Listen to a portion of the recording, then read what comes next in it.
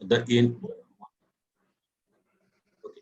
So in ESPN, the ask was more to promote different activities, different sports, and there was a huge learning because when I said that promoting different sports, largely it used to be more of events. So if I have to say promote say hockey, so we'll first choose that in terms of TRP, what are the cities which are where most of the people they view hockey as a sport.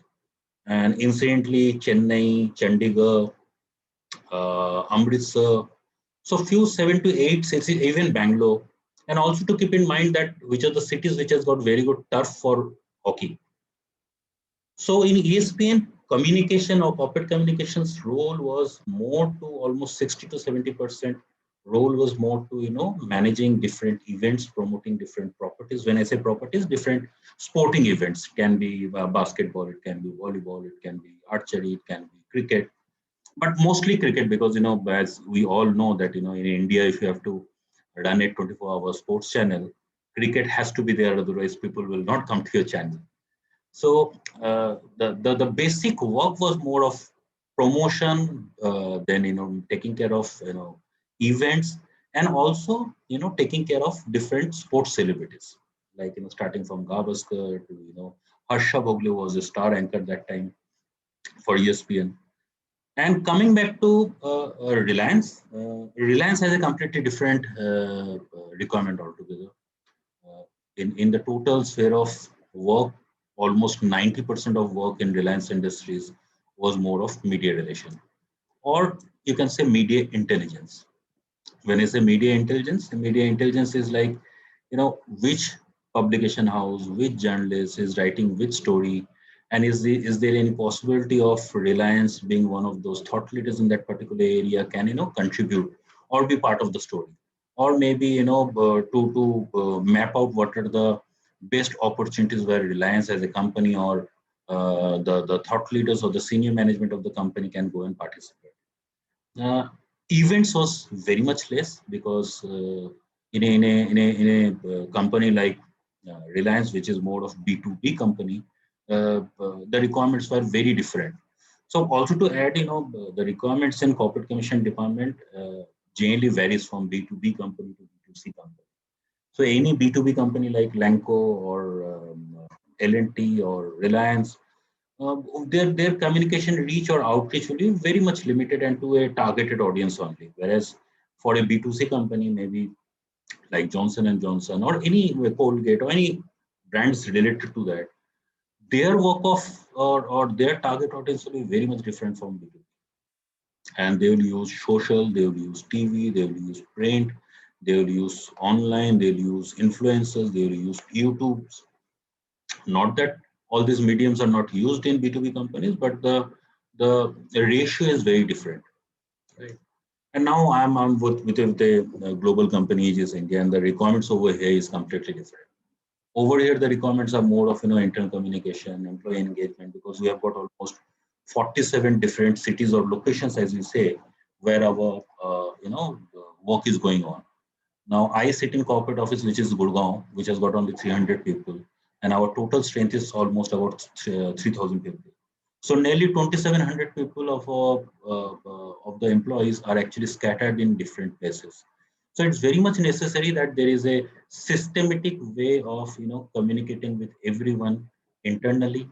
Look after the employee engagement, look after the employee branding. When I say employee branding, it's more of creating posters, creating motivational speeches, creating motivational videos of the senior management or MDs, and regularly interact with these people so that they don't feel that they are actually detached from the brand office. So the requirements are completely different in different companies, and as I said, B2B and B2C companies have different requirements altogether. But now coming to the current context, when I started my career, media relation used to be the integral part of PR, be it from the agency side or be it from corporate communication side. I think in last 10 years things have changed because of emergence of social media as well as the digital transformation which we are seeing now. Especially with COVID in last 1.5 years, I think when people started working from home, digital way of communication became more prevalent than the face-to-face or personal interactions.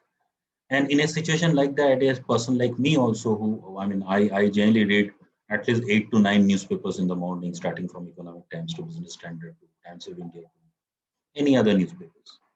But during the lockdown time, I was not been able to get access to newspapers, and I had to rely on either the PDF versions, which was, I mean, it's debatable whether it's right or not to share PDF versions, or the online versions, which are the paid online versions of the publication houses. So slowly, even our reading pattern or the consumption of news as a reader, as a communicator, as a professional has changed over the years. And also, in I think 2 to 3 years of time, with the booming of mobile handsets and different auto companies coming into the picture, the influence of influencers or key opinion leaders or YouTubers or people tweeting or Facebook live or even Twitter chat has become much more prominent, and now they have equal space like traditional media like print media, right? Now if I take any handset manufacturing company, be it Samsung, be it Huawei, be it Oppo, or maybe Vivo, apart from the traditional outreach, they also rely on various kind of social outreach in their campaigns. When I say social outreach, the kind of importance they will give to traditional media, they will give the equal kind of stress or focus on say YouTube channels, or say some famous celebrity who is going to tweet about their brand or about their product in either in his Twitter handle or maybe a Facebook live. Now, people like Technical Guruji, I don't know how many people have heard of Technical Guruji. Technical Guruji is a big YouTuber whose comments or whose reviews on mobile handsets are taken very seriously by consumers. And when I say consumers, suddenly India being a very young country, the consumers profile has also changed, and now mostly the consumers who are going online are at a age bracket of say 16 to 24 or 16 to 26. And I think those consumers, their pattern or their liking or their thought process of deciding on a particular product or a brand is I think is more influenced by influencers or say YouTubers rather than going into print. Like, I'll give you an example. My niece is in class. She's in final year. She wanted to buy a mobile, so I told her that why don't you go and read newspapers, and every week there are columns which reviews various mobile handsets. She said at first I am not aware that किस दिन को आता है newspaper में, किस paper में आता है, I'm not sure. And anyways, my brother is not from communication background, so they get only Times of India at home. Unlike me, I get Economic Times, Business Standard, everything. She said, if I have to buy a handset, I'll go for internet search, and I'll check out what the YouTubers are saying or what the influencers are saying, and according to that, I'll check my budget, and according to the specs, if my budget permits, then only I'll go for a particular brand or particular handset. And for her, actually, it doesn't matter which brand she is buying in, right? In earlier time, 30 years back or 25 years back, I've seen my father or my parents being very loyal to certain brands. Slowly, that brand loyalty has also diluted. Now, people want things which are not so costly, which has got almost all kind of features, affordable thing, and maybe it lasts say more than 1.5 years or 2 years, because there is always a correlation and direct link in between the price of a product you're going to pay and how long it's going to work. Especially with with electronic gadgets and auto cars, it's difficult to say, but on the whole, that is what the basic mindset is. So as I said that communication, be it corporate communication or peer, has seen a huge sea change in last 1 years of time when this lockdown happened, and the emergence of digital media and the utility of social media has increased completely. I also, whenever I still remember there was a time when I used to pitch for a story in a particular newspaper, and and the next day the news is to appear. And if you've been lucky, that particular news may get carried in the website of the media house also. But now today is a day when even if I pitch a story to a particular publication house, and if the publication house agrees to publish the story, first the story comes in the Twitter handle of that publication house. Then second, it comes in the Twitter handle of the journalist. Third, it comes in the website and the online version of the newspaper or the media house. And the next day morning, it actually gets into print. So there is a huge, sea change in last, say, 1.5 years or 2 years of time. I was interacting with few select friends of mine in journalism, and they said that, apart from their bylines, nowadays, their seniors or senior management in media houses, they also check how many followers and what kind of, engagement one journalist has in their social media platforms, especially in Twitter. So in the whole, I think the digitalization or the digital transformation of the entire communication industry. And when I say communication industry, it includes journalism also, because if whenever a journalist is writing a story, I'm sure that he's trying to uh, uh, share a story with the consumers or the readers. Similarly, like PR, the agencies are actually, getting into a lot of stories or creating a lot of narrative for their clients, as well as the communication guys. They're also curating with different type of stories and creation of different type of content for their own brand.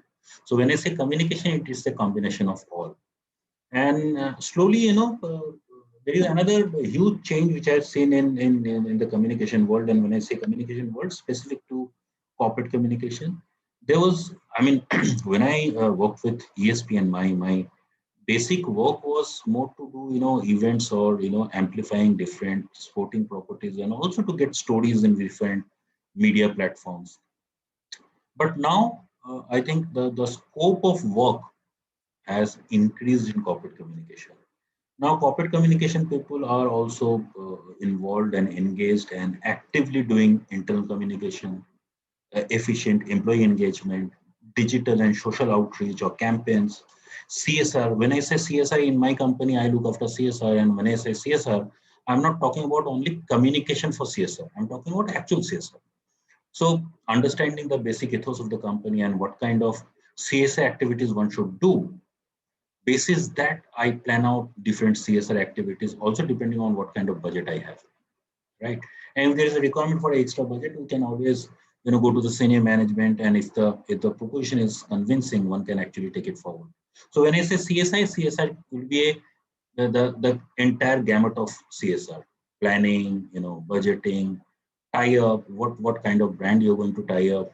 And once that particular CSR activity is getting closed, then the communication or the peer work or the news circulation part will come. So CSR has become a very integral part of communication nowadays. Investor relation. So investor relation has, especially for listed companies. All the listed companies has to be very specific about what they are communicating to the media, because in any small error or factual error can have a huge impact on the stocks. So investor relation has also become part of the communication department. Public affairs or policy. When I say policy, uh, it's more of what are the various policies which are going to impact a particular brand in terms of their either product or services in any particular country. And basis those policies, what kind of papers or white papers or analysis one can prepare, that how these different policies can impact the business of a particular brand, and what are the different ways to to manage or evaluate or to take necessary steps so that the brand can actually grow. And when I say public affairs is a huge topic.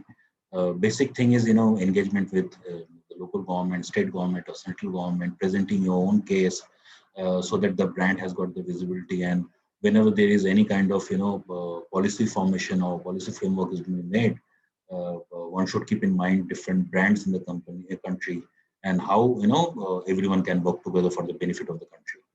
Then secondary research, I think we all do in agencies, not that much in corporate communication. When I say secondary research, it's more of what are the different stories coming on a particular brand, and what are the three or top four competitors of that particular brand is actually doing in the market. Not only in terms of media coverage, in terms of all kind of communication, maybe in Insta also, maybe in Facebook also, maybe in Twitter also. Not only the social media handles, even in online versions, what they're doing, what kind of events they're participating. So this is something we as professionals we generally do in PR agencies for our client. I still remember when I used to be a mid-level or junior person in different agencies. My boss always used to say, that you've got one client, and but whenever you're tracking any kind of news or any kind of visibility for your client, always make it 1 plus 3. So one is your client and three are the competitors. And depending on various products, the number of competitors may increase.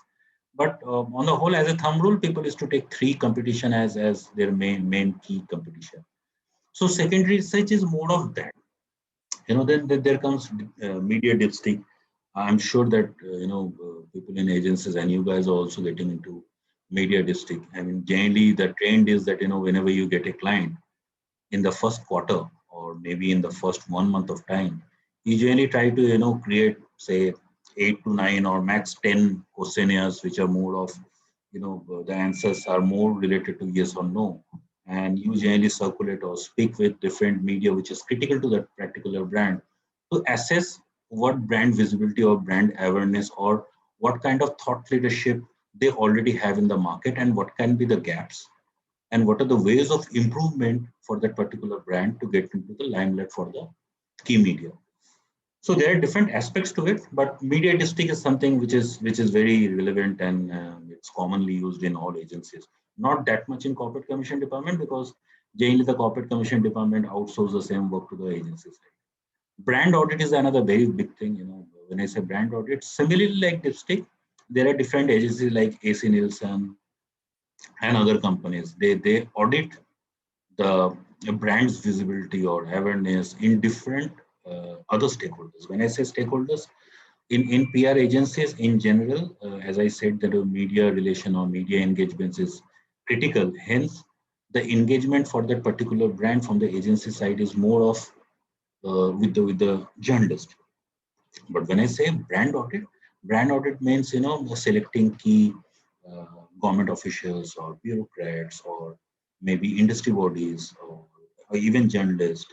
Yeah. Also, to check out what are the competition is doing in various media platforms, and then creating an analysis out of all the same, and then positioning it and also trying to connect it with the mission and vision of a particular company to assess what are the gaps and how one can plan it out for bridging those gaps. So brand audit, I mean, I've just given a very rough or sketch to what brand audit is. I mean, there is more to it, but that is all in, I mean, in a simple terms, that is what brand audit is. So now suddenly all these functionaries has come into the entire gamut of corporate communication. And I'm sure if the corporate commission is department is getting overloaded with so much of different, work, that is going to, go down to the agencies also, because, you know, the role of corporate commission department is very important for the brand, uh, but it's very difficult for the communication guy or corporate communication person professionally to manage multiple things. Like to give you an example, as I said, I have in my company we have got engagement, or we have got work in almost 45 to 47 different locations across India. Now, for me as an individual, it's very difficult to manage everything in 47 different cities. If something happens in Nagpur, sitting here in Delhi, it will be very difficult for me to manage that. Or maybe if anything happens in Kochi, it will be very difficult for me to, neither I will be knowing the media over there, neither I will have the local connect, neither I will have the understanding of the, necessary things for that particular location or geography. Neither I will have the understanding of the market. So there lies the opportunity for the corporate commission guys to have the agency on board, because whenever you any brand or any communication team hires an agency, they always think the agency people as the extended arm of the communication team. So the agency team and the corporate communication team always has to work hand to hand, because for the requirement for the brand and the kind of magnitude of work people have, it is very difficult for the corporate communication guy to manage those things. Hence, the requirement or the added on valuation from the agencies is much more. So I mean, I'm sorry if anybody wants to ask any questions, I'll be happy to answer. But otherwise, I'll be happy to take the answer questions at the end of the my talk. Now, is there any questions right now, or should I go on? So there is one question in chat box. Yeah. So I'll just read out it for you. And there is one more request from everyone to can we make it a Hindi English mixture so that everyone get connected? And a question is from Pavan. What would you like to suggest a professional with 4 years of experience and good marketing? Want to make go deep with marketing communication? See, Pavan, I mean, this is a nice thought. See, to be very frank, 4 years is very less. I mean, I think I personally, if you ask me, the way we have been trained in our days, minimum 8 to 10 years of time is required in agency side. Then only you're fully or partially prepared for moving to corporate side. And one needs to stick to their first company for a longer time, and the second jump or the second company has to be very logical. So just for the sake of moving out for money or get a remuneration will not be the right approach. Rather, going for a better brand, or more than the brand, to work on better brands where your visibility or your knowledge or your connect with different media becomes more is advisable. But having said that, like in our days, people used to say that any PR professional first has to work in perfect relation for 2 years, then 2 years in Genesis, and then 2 years in Vaishnavi, so that someone, I mean, a professional has got a complete understanding of how media works, how presentations are being made, how strategies being thought, how tactically you have to manage a particular event, and then maybe after 6 to 7 years or 8 years time, then move to a corporate side. Also, there are two things, if someone moves to a corporate side at a very younger age, uh, the biggest problem is that the learning curve in corporate becomes very less. Like, I will give you an example. I work with Aegis India, and my company is into engineering. So at the end of the day, my interaction is more with people who are writing on engineering, or writing on infrastructure, or maybe sometimes at brand. And as my company is not listed, my interaction with financial media is very less. So in terms of acquiring knowledge, I think the corporate side will have very less, unless you want to explore more. Because in agency, you're working on multiple clients. I mean, minimum a PR professional with 3 to 4 years of experience at least works on 3 to 4 different clients, and the understanding of 3 to 4 different verticals, businesses. And as I said, 1:3. If there are 4 clients, so you'll be tracking news for almost 12 brands. So learning, I think, is more in terms of different business verticals in agency, whereas in corporate, the learning will be better for a particular business vertical. Also, I mean, I don't know if this is the right forum to say this thing or not. In terms of jump, in terms of appraisals, corporate side, obviously, if you're in the corporation department and you are a cost center, you actually basically a backend. So it generally is not equivalent to what generally people get in agencies. So in ideal condition, one should spend at least 8 to 10 years of time, or minimum 8 years of time in agencies, and then move to the corporate side. I hope I've been able to answer your question.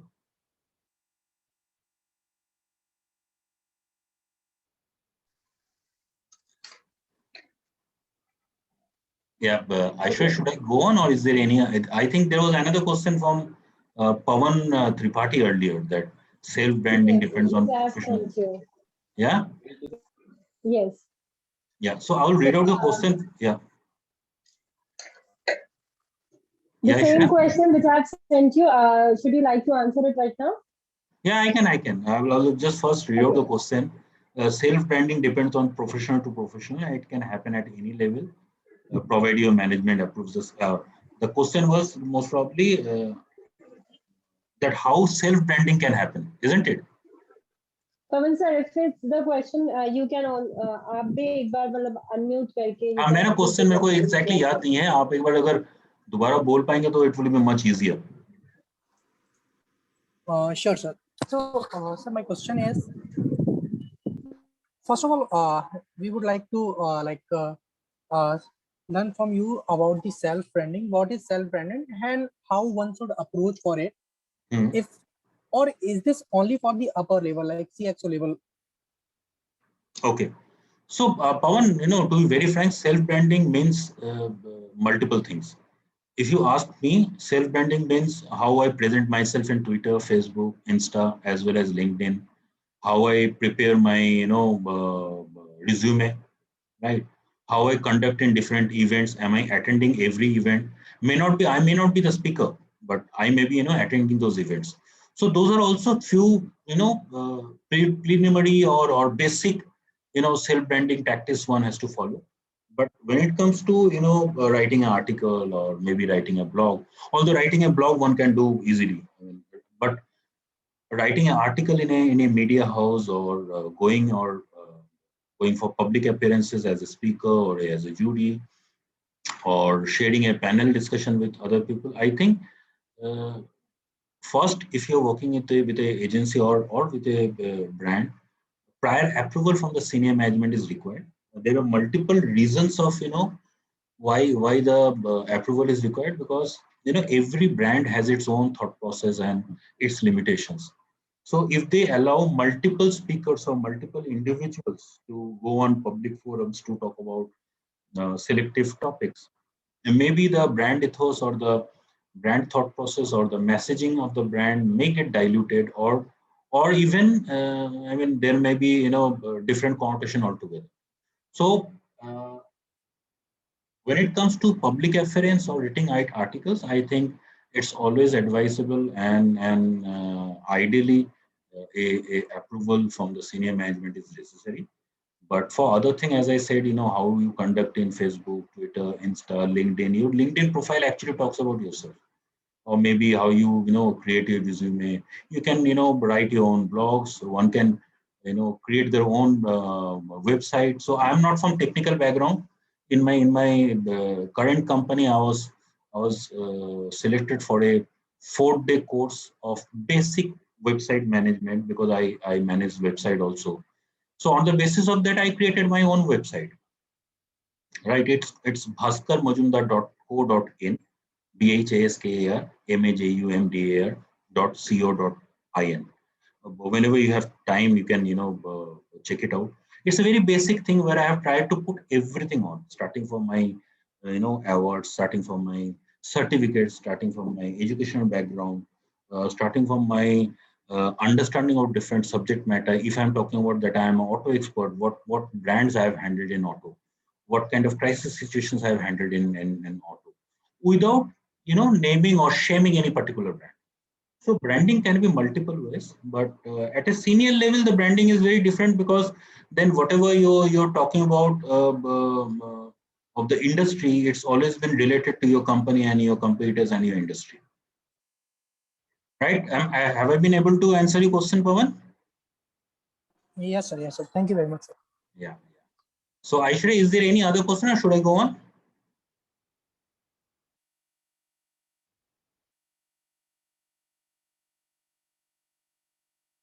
Yeah, am I audible? Sorry, my mic was mute. No, sure. Am I audible? Yes, you're audible. There is no question in chat box, and which I have Right. sent you the I'll question. just go on, and meanwhile, whenever people wants to ask anything, I'm happy to answer. And as I said, I'm not a teacher kind of a person. I am more of a professional, and whatever I'm sharing is out of my experience of 23 years. And trust me, my inclination and the idea of me coming into this particular session was to share something from my side and also to pick up certain things from you all. So I will be very happy that if the engagement happens. आप लोग भी मेरे से पूछिए, मैं भी आपको बताऊंगा. कुछ कुछ जगह पे शायद मैं बता नहीं पाऊंगा, कुछ कुछ जगह पे मैं आपको बोलूंगा कि मैं बाद में बताऊंगा. Let me go through it and get back to you again. So the more the engagement is, the more engaging the session will be. Now coming back to Absolutely. yeah. Now coming back to the kind of outlets or media outlets where every brand they generally look forward to be present. Now nowadays especially after COVID and as I said digital transformation happened and maybe it has actually COVID has actually fast forwarded that digital transformation because I'm sure the same thing is going to I mean, it would have happened in maybe in 2 to 3 years of time, but because of lockdown and because of everything, people have become more adaptive to different platforms. So, but now for any brand, I think the combination is a multiple. It's like there is paid media. Paid media is key opinion leaders, bloggers, influencers, YouTubers. As I said, technical Guruji, I gave you example. Similarly, there are I mean prominent 4 5 big names in auto portals. Their blogs are hugely followed by people. Then comes earned media. Earned media is mostly, traditional media, which is print, online. Print can be, financial newspaper, mainline daily, regional newspaper, vernacular newspapers, or I'll not say vernacular, it's language newspapers, or magazines, business magazine, general interest magazine, any type of trade magazine, multiple. So that is more of traditional media, which is earned. When I say earned, JDPR professionals are being considered as people who will always look for branding or visibility for a particular brand in the earned media side. And generally, the paid media part is given to the advertising people. Advertising is something which is completely different altogether. And I would be happy to take another session whenever possible to talk about advertising also. So apart from paid media and earned media, the third will be shared media. Shared media is social media. So as I said, in my company, I look after the website as well as my digital platforms. When I say digital platforms, there is a Twitter handle, there is an Insta handle, there is a Facebook page, there is a LinkedIn page, there is also a YouTube page. Now, shared media is something which generally people can control, right? Like if I talk about my brand, I know that what kind of post or what kind of video or what kind of creative I'm going to post in either my LinkedIn or say Twitter or say Facebook, right? And the fourth is own media. Own media is like your website, internal blogs, newsletters. So when I say blogs, there are actually two different types of blogs. One, blogs which are managed by professionals, right? Like a auto journalist writing his own blog or a technical journalist, tech journalist writing his own blogs. And that blogs, and the second type of blog is the blog which my company page has. So I've got a Aegis blog also, right? So the amplification or the kind of news you post in different blogs are also very different, right? Because if I write a particular blog in Aegis blog, maybe that particular blog post will be widely read among the internal stakeholders, right? But if I convince an auto journalist to write a blog for me or my brand in his blog, the amplification or the reach of that particular news will be multifold and to different stakeholders. So when I said blogs, one has to also think that what type of target audience do you have, what kind of messaging you are trying to do, what kind of product or service you're trying to promote, and basis that one has to take a call on whether to go for the internal blog or to a professional blog. Newsletter is something which is very helpful nowadays. Newsletter is earlier days people used to think that newsletter means for internal audience, but now things have changed. Now newsletter goes to different stakeholders. I mean, suppose I'm talking about my company only, or say I'll take any auto company.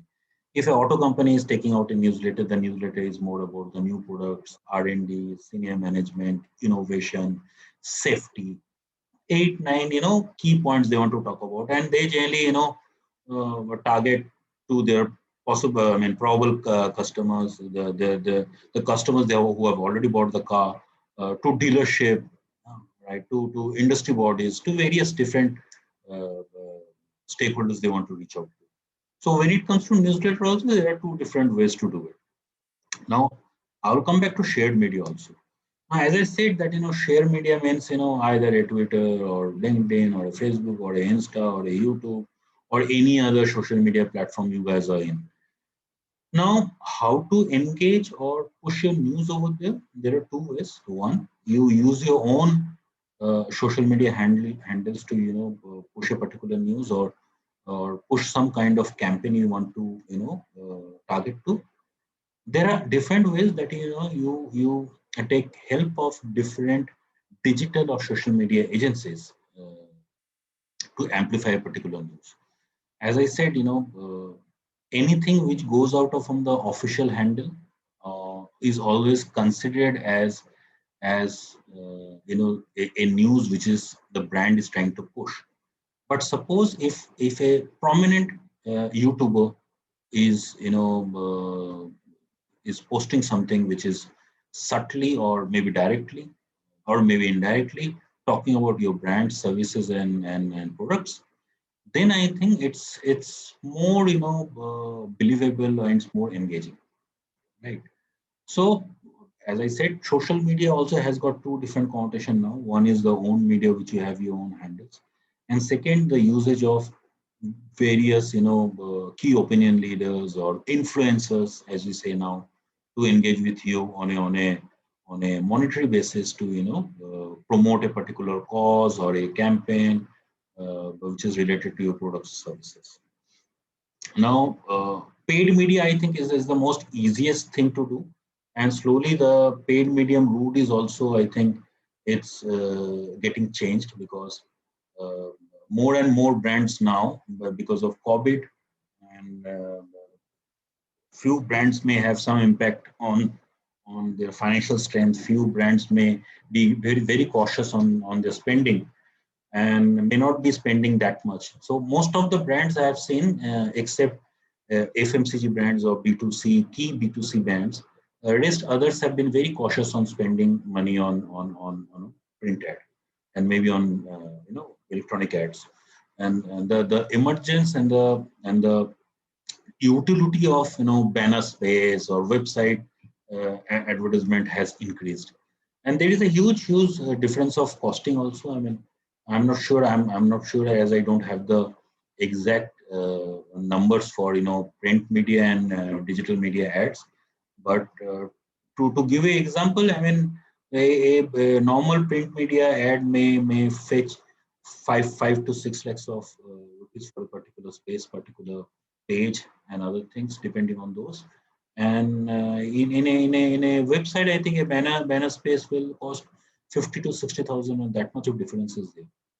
And also with social media and the digital ads or website ads, it's not very difficult to understand that who are your consumer, who exactly are actually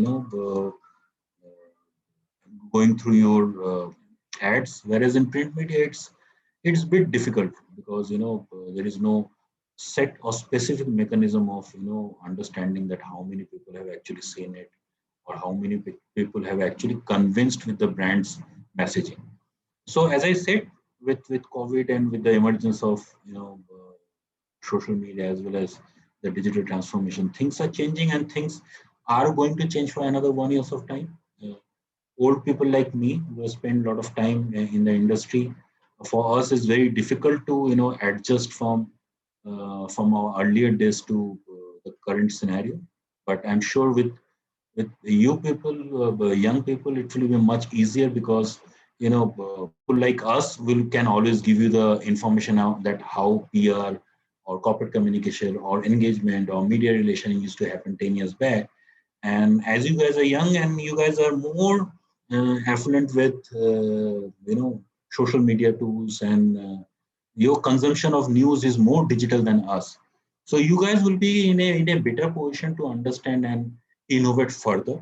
And as I said that unfortunately COVID is not a 3 month or 6 month or a 1 month 1 year phenomena. This is going to stay, it seems, fortunately or unfortunately, till the time everyone is getting vaccinated. And I'm sure with this trying times, things are going to change and new innovations will come up, right?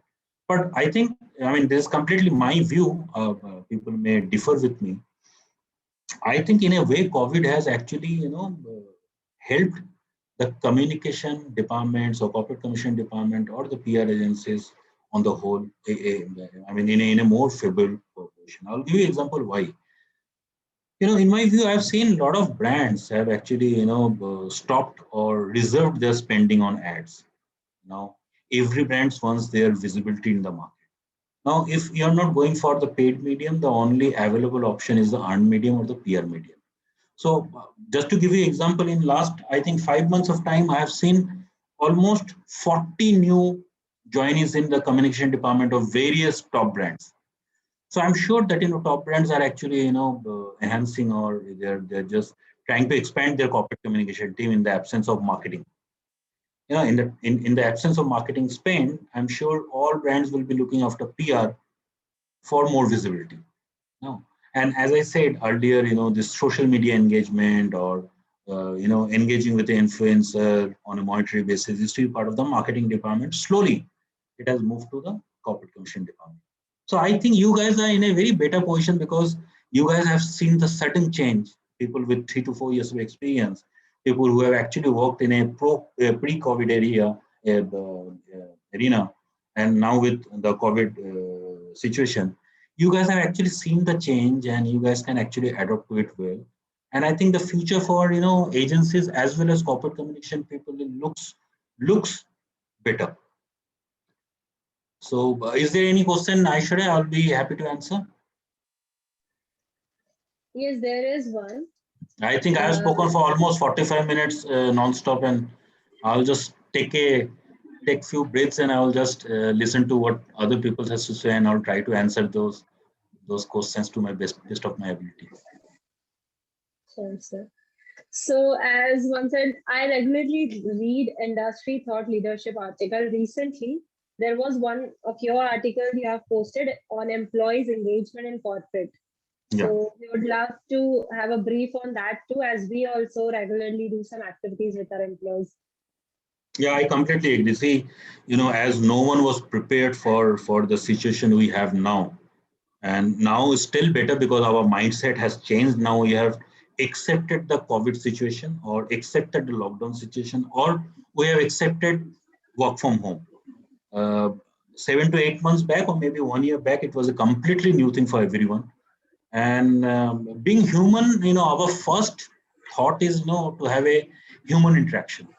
So I still miss my office days, although my office has started and I'm going thrice a week. Monday, Wednesday, Friday, I generally try to go. Obviously, I don't stay in office for 8 hours straight, and there is no compulsion. I mean, people come and go. It's depending on the kind of work pressure you have, or the kind of work you have, and also with the approval from your seniors. But I've been few lucky people who have been able to go to office, but most of our colleagues in different companies are working from home, and I think everyone is missing that human touch, right? So to manage that, it's not completely manageable. I think to manage that, regular interaction with employees is very much necessary. So either it's a regular mailer, or maybe even a simple call, picking up the phone on your colleague, and just to say I hope everything is okay, or even to the basic of sending a simple WhatsApp message that we all are doing fine. I hope everything is okay with you guys. Please let me know if I can be of any help, irrespective of you've been able to help or not. That is something different. But this type of small things actually help to to ease out that tension in a mind. And another very big thing which I have seen in multiple companies, that work from home or the lockdown has created a huge mental pressure for a lot of people. So I mean, I see always people talking about physical issues, or various diseases or other things. I think more than that, the major or key issue would be, which is mental stress. You know that environment of office is not there. You're working from home. There is always a feeling of insecurity or feeling of missing out something, and hence it creates that mental tension. Earlier days, it was very easy. I mean, if you look back, even earlier, uh, after office, what we used to do, we used to pick up the call. We used to have conference calls, right? So there was nothing new. I mean, whatever you're doing now, we are also going into Zoom calls, we are also going into Skype calls. Earlier also used to do it. But that regular going to office, one if one is not been able to do so, that creates some kind of pressure to it.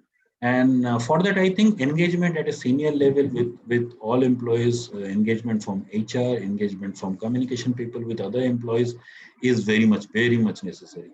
Also, certain people, certain companies have started this yoga classes, or certain companies has started this cycling championships. So those are different tactics or different methods which have been adopted by various different companies to interact and engage with the employees, so that everyone is in a better mental health.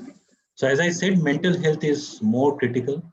And as I said, in earlier times, the stakeholders for a brand used to mean media, industry body, uh, bureaucrats, journalists, and so on. But now I think one important aspect of stakeholders will be internal employees also. And hence it's very much important, and it's required that the engagement and the feel of security has to be there. And for that, there are methods by different companies, as I explained earlier. Different companies, depending on what kind of budget they have, what kind of technology they use, they can implement certain things. I hope I've been able to answer to your question. Yes, of course. So, as I have sent you one more question from Fool Hassan, I guess that question was related to same, that how to improve a morale of a employee after COVID-19, and I think this all which we Yes, have. it is. I mean, whatever I've said in my previous talk, it includes everything. Moral Yes, of the employee is directly linked with the mental health, and for mental health, as I said, engagement is very much necessary. Not only, and to be very frank, I'll give an example of my company only. In our company, when I say engagement, the engagement is not only with the employee, the engagement is also with the family members of the employee. Like in my companies, the insurance for the particular employee has now been extended to plus three. I mean, three more members in the family. So at least that employee and his family members are bit assured that if anything eventually happens, that medical help of the insurance is there. Not only that, in different companies I have seen, they have started this drawing competition of kids, and these are all virtual sessions where the kids of the various employees, they come with their drawings, and there are first, second, third prizes which have been given. So that is also to motivate that employee, and also engaging with his family, because if there is pressure from family, the mental tension or the um, mentally, that employee will not be that much easy for him to stress, yeah. handle things. So in a all, I think it's not only engagement with the employee, also with the extended family. It's required.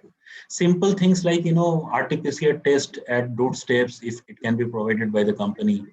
The tests are not very costly, and one can easily absorb those. Now, especially with I've seen in different companies, employees who have their elderly parents at home. They are not very comfortable to take their elderly parents to the testing center. So if the company can provide, say, free testing from home, that eases a lot of tension for the employee. So there are multiple ways, and I think every small little step to manage mental health for employee is appreciable. And to add on this, sir, I would like to tell you that in PR 24/7, we have also taken a small step for engaging the family extended of employees and for the employees engagement. That was virtual Volt, which we have done just last month, last day of that last month. So it was the same and successful event for motivating our employees and also the extended family. Perfect. I mean, this is what is required. See, every company at the end of the day, I mean, I'll say, the more small the company is, it's much more easier to do it, right? And there are companies. I mean, especially with, say, just randomly, I'm taking a name. Say L&T. L&T has got hundreds of sites, right? So, उनके ऐसे company के लिए it becomes थोड़ा सा challenging, because they have to engage in multiple locations. multiple number of employees are more.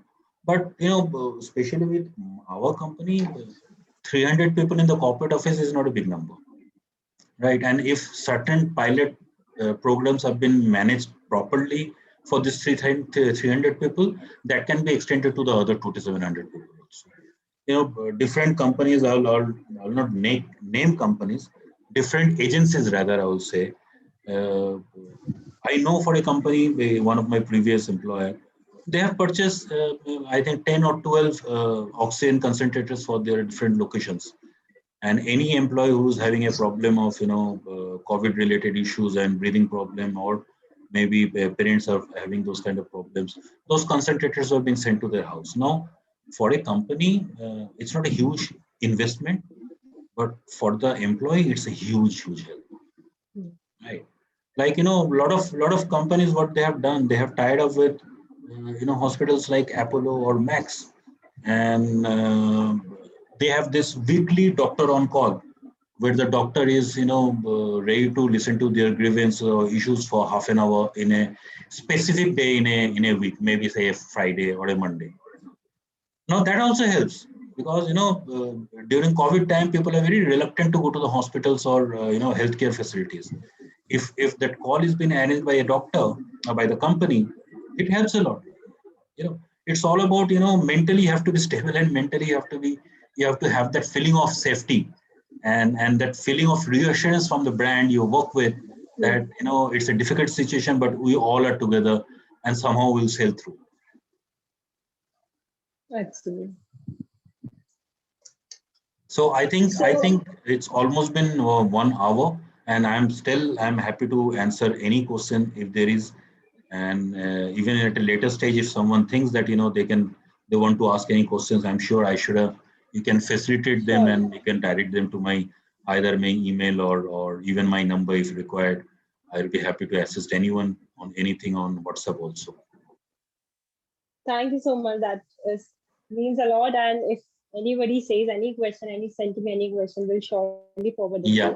So See, I right mean, I'll now, just add on one thing. As I said that I've spent 23 years of time, and in my company, I'm into various different aspects of managing employee engagement, or say employee branding, and like sessions like this is also uh, some kind of medium where I can actually give my contribution to the PR industry and to the budding professionals, and I would be very happy that if my experience can come handy to any professional. So that was one more reason why I was in touch with Atulji, and it was really nice of him to allow me for this session, and obviously to you also I should have coordinated in a better manner. it was our pleasure to learn from you, sir. Thank you so much. So, as we always do in the last of the session and last, we ask you all to put on your camera on and your mic unmute. So just do it as soon as possible. सभी लोग अपना camera जल्दी से on कर ले. And still, if anybody have any question, वो अभी भी पूछ सकते हैं. आपके पास कोई भी क्वेश्चन है, you just unmute your mic और आप directly सर से क्वेश्चन पूछ सकते हैं.